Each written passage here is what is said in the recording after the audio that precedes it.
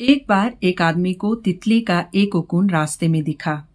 वो घंटों बैठकर तितली को उस कोकून से बाहर निकलने का संघर्ष करते देखता रहा। इतना वक्त इसलिए लग रहा था क्योंकि तितली कोकून के छोटे से छेद से बाहर निकलने की कोशिश कर रही थी। आखिरकार तितली ने कोशिश करना बंद कर दिया। ऐसा लग रहा था मानो तितली कोकून से बाहर निकलने का और अधिक प्रयास अब नहीं कर पाएगी। ऐसा लगने पर उस व्यक्ति ने कोकून में ब्लेड से एक चीरा लगाया और तितली आसानी से बाहर निकल आई। तितली कोकून से तो बाहर निकल गई, लेकिन उसके बाद वो उड़ नहीं पाई।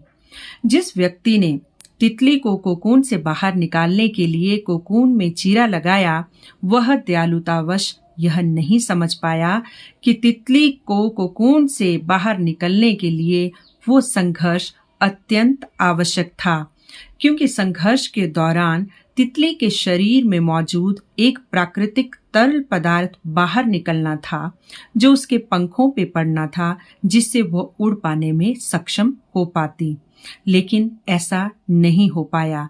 ना तो तितली संघर्ष कर पाई और ना ही वो प्राकृतिक तरल पदार्थ उसके शरीर से बाहर पंखों पे निकला।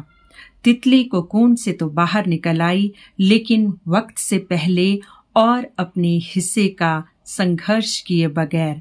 हमारा जीवन भी तितली के ही समान है। अगर प्रकृति हमारे जीवन में संघर्ष ना दे तो हम पंगु ही बन जाएं। संघर्ष हमें आत्मविश्वासी बनाते हैं, नई परिस्थितियों से लड़ना सिखाते हैं, हमसे हमारी क्षमताओं की पहचान करवाते हैं और हमें और अधिक मजबूत बनाते हैं। हमारे जीवन में थोड़ा सा भी संघर्ष आ जाए तो हम एकदम से ईश्वर को कोसना शुरू कर देते हैं और कई बार तो उसकी सत्ता पर भी उंगली उठाना शुरू कर देते हैं। लेकिन परमपिता ईश्वर को भी यह पता है कि संघर्ष आने पर ही हम स्वयं को विकसित कर पाते हैं, और इसीलिए जब हमारे जीवन में संघर्ष आते हैं तो ईश्वर भी मौन रहते हैं।